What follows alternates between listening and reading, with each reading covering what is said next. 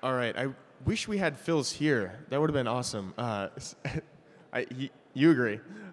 Yes. So next up we have Roy Bahat, head of Bloomberg Beta. So give him a welcome. We'll just talk really loud. No, just kidding. Is that? Can you guys hear me?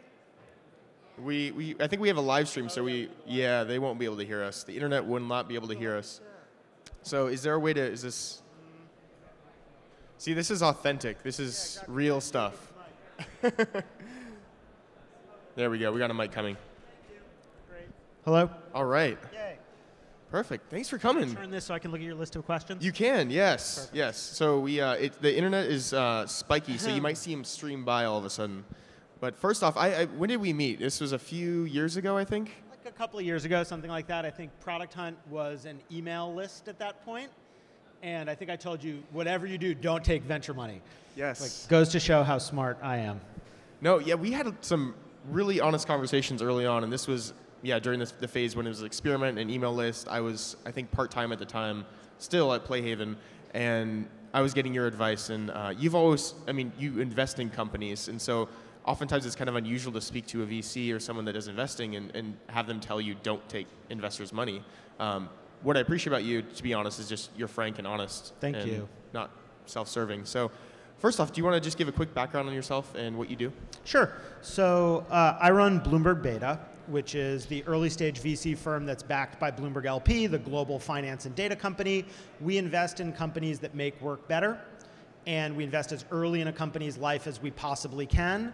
And one of the things that means is I'm oftentimes having conversations with founders, before it is clear whether the thing that they're working on is a company or not, is a company that wants to be venture-backed or not. And one of our principles is to avoid this echo chamber that we're in, where it feels like success means raising a financing round or convincing a journalist to write about you, and just like really testing the conviction of founders to the path that looks like creating a startup, because it is very different and very difficult.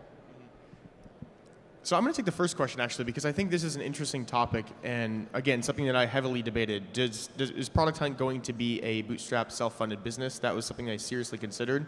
Or is it a VC-backed company? What advice would you have for people that are evaluating, maybe they have a project they're working on, maybe they have some traction. Do you have any guidance on how to make that decision? So I guess I think that VC is very special because it is the only kind of capital that will fund certain very risky opportunities. And the corollary of that, I think, is the number one question that I think ends up with a founder who we're meeting not getting funded is us asking, why do you want money? And to me, the only real answer is, what do you mean? Like, there's no other way to create this business. If it is, well, I think I might accelerate my pace of product development, or or with a strategic advice, like all those things might be true, but the only thing that's certainly true is if you have no other alternative, then it's a great source of money, and there are many great VCs who can help you. But I think if you can bootstrap, own it, control it, decide the destiny. There are many businesses that could go through 2, 3, 5 years of rough patches before they finally find their groove. And once you step on the venture train, it's very difficult to continue to advance the company unless you make progress in 12 to 18-month chunks. And for the company that I helped start, which is an open source game console and set-top box called Ouya, we went around and tried to raise a VC seed round, and we failed. And then it turned out we went to Kickstarter, and we thought, oh, we failed to raise a VC round. There's something wrong with us. And it turned out, of course, Kickstarter was the best possible thing that could have happened to us, because in that case, it was money from customers as opposed to money from smart people on Sand Hill Road. And money from customers is real and reflects their actual desire to use the product. So if you can find that, i.e. bootstrap, then do. So Sam on Twitter has a question actually related to Kickstarter versus VC funding. Are there certain types of companies or people that should take the crowdsourced, crowdfunded approach versus traditional VC? If that's the direction you're heading, if you need to raise money, how do you evaluate that? So I'm not sure that versus is the right way to frame it. I think the answer is there are different kinds of funding for different moments in a company's life, because sort of after crowdfunding, the company that I helped start then raised a venture round. And whenever your customers are willing to pay you in advance for the promise of seeing something, it's a pretty magical thing, and I think just deserves strong consideration. There are a lot of services and products that the people have to see it before they can get excited about it, and so then crowdfunding might be a poor match, and so it's sort of a case-by-case thing. Yeah. So as you're going to the investing side, as you're looking at companies, how do you evaluate your investment decisions? Now, you did this interesting, I don't know if experience is the right word, but partnership with Mattermark a while back, where you identified future founders using data and identifying people that are likely to start companies. And I think that was just a really interesting project. And so as it relates to that, how do you think about investing in general, and how do you use data to make those decisions? So I guess the first thing is we see a lot of software startups and think that there's a lot of wisdom in how software startups are built that applies, beyond just software. And one of those pieces of wisdom is the idea of not repeating yourself and documenting, the core principles that are behind what you do. And so we started writing for ourselves, a list of methods for how we would go about our work. And it expanded and expanded and eventually became an operating manual for how our fund works. And we decided to open source that to GitHub. And so we're actually quite public and transparent. One of the things that as a founder I never liked about VC was how opaque it was. You would spend weeks angling to get a meeting with somebody only to discover them and you within 30 seconds that it wasn't a fit. Now, of course, good investors will have a way of vetting that beforehand, but it still does happen. And so a lot of our approach to backing companies is just laid bare there. And part of it is because we aspire to invest as early in a company's life as possible. One of the things we realized is that by the time a founder is raising money, it's a transaction. And by that point, it often means it's too late. Somebody comes up to you and says, oh, we've got a week before we close our round, or here are the terms, blah, blah, blah. And if that's true, it's just money. And plenty of people who want to be money can earn incredible returns investing, but that's just not what we choose to be. What we want to do is develop a real relationship with people. And so, we realized that to do that, we had to meet founders before they started to raise money, maybe in some cases before they even started a company. And so, yeah, we did this project, a Future Founders Project, which was actually a relatively straightforward analytical exercise where we collected a bunch of data on 1.5 million people who work in the technology industry, and with Mattermark's help, we predicted the top 350 in the Bay Area and New York who had not yet started a VC-backed company and were most likely to do so in the future. And then we got to know those people. And I think, Ryan, that's actually the first time we had already met, but the first time we sat down, I was like, wait a minute, there's this guy, Ryan Hoover, on this list. And lo and behold. Yeah, I was working on Product 10 as a side project, yeah. So technically I was not a founder. And I think the point about that when it comes to data is we're all obsessed with the massive compute power and storage power that we are now afforded. There are plenty of cases where the answer is little data, is basically just considering a data set that nobody has looked at before and doing something straightforward. So, while the press may want to cast what we did as some, wildly sophisticated exercise, the reality was just looking at a data source and thinking about it in a way that hadn't been thought before. Yeah, so Josh has a related question here. At what point did you know you need to, I'm sorry. Oh, so to kind of rephrase it, he's asking, at what point is you as a founder, someone who is going to raise money, do you have any advice on how to approach that? And my kind of addition to this question is kind of related to your building relationships with founders. Should founders be building relationships with investors well before they're even thinking about building a company? What are your thoughts on that?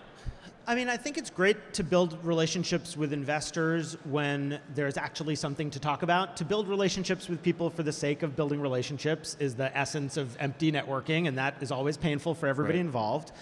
That said, investors see a lot of things and have a lot of ideas bubbling around in their heads. And you as a person who is working at a venture-backed startup or a big technology company have more insight to offer than you may realize. And so, yeah, of course, sitting down with people is terrific. For the very earliest rounds of funding, when maybe there's a concept, maybe there's first ideas for a product. There's sort of one fundamental question that we are asking ourselves, which is, what is the reason to believe that this thing has a chance to be extraordinary? Like, that's really the only question.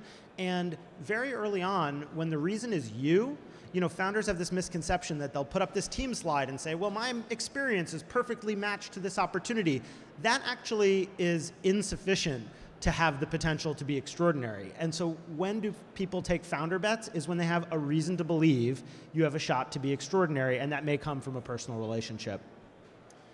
And when you're looking at companies, it seems like a recurring theme in a lot of investment theses and also just yourself and the way you're speaking here is the founder, it seems like, and the team is what you're betting on. Is that correct or incorrect? What are your thoughts? So I think it is. And may I also ask one more part on that? Yes, there's also the market size as well. There's the market, there's the product, there's the team. Yeah, so I actually am allergic to making too many judgments based on market size, because at the day zero stage at which we invest, almost all, not all, but almost all of the most wildly successful venture companies of all time would have failed the how big is the market size test. And so if you apply that on day zero too strictly, you almost by definition lose.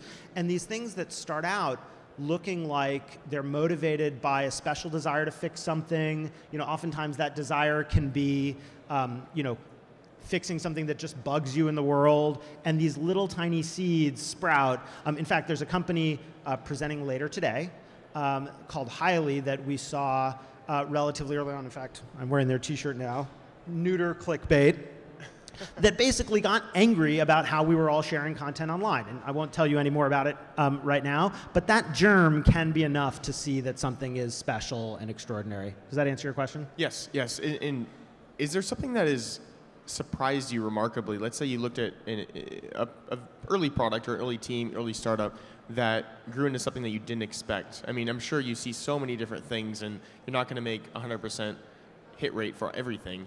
Is there anything that comes to mind? Product hunt. I mean, I think that you have taken, look, what I saw you pursuing as a project of passion, you've really taken and turned into a thing that it is clear could be an engine for discovering great new things across more than just, internet startups. And so, yeah, you're an example. Oh, well, that sounded almost like it was a leading question. It wasn't supposed to be. No, I know. I want to move into the gaming side, because GDC is going on right now. You have a lot of experience and interest in the gaming world. For people building games, what are your thoughts on the platforms that are emerging? We have, Oculus and VR that's emerging. You have other platforms like even the watch and wearables that are emerging that could be new gaming platforms. What are your thoughts? If you are a game developer, someone building games, any thoughts on which platforms you should invest in or how you should market your product in general? So first of all, disclaimer that I'm less involved in the game world than I once was. Bloomberg Beta does not invest in games. We invest in making work better. That said, I think that question is a little bit like asking a writer, what kind of novel should I write?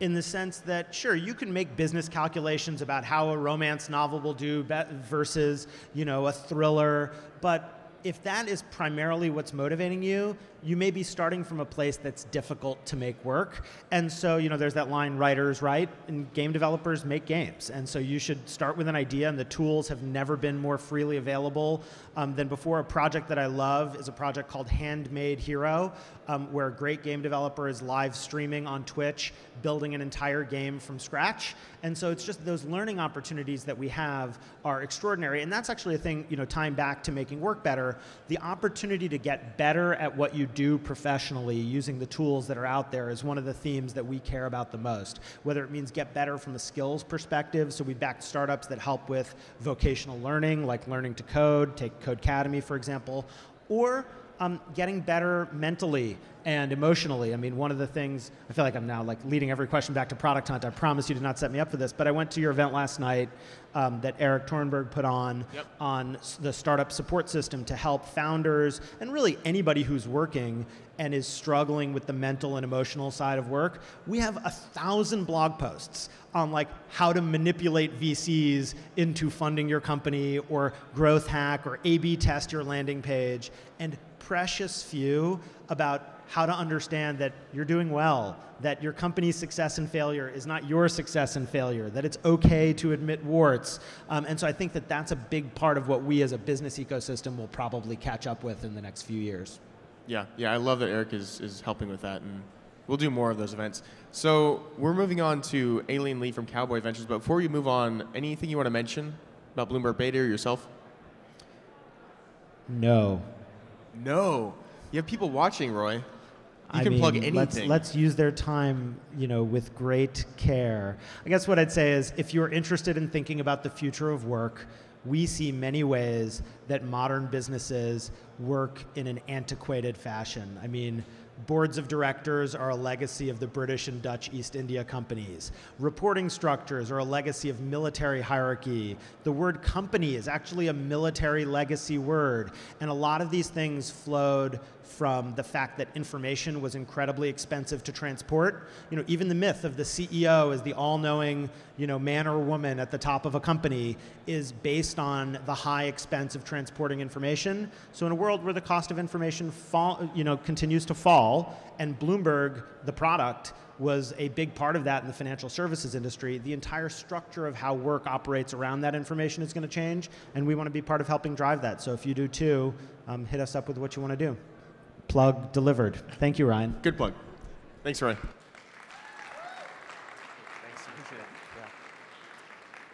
So next up we have Aileen Lee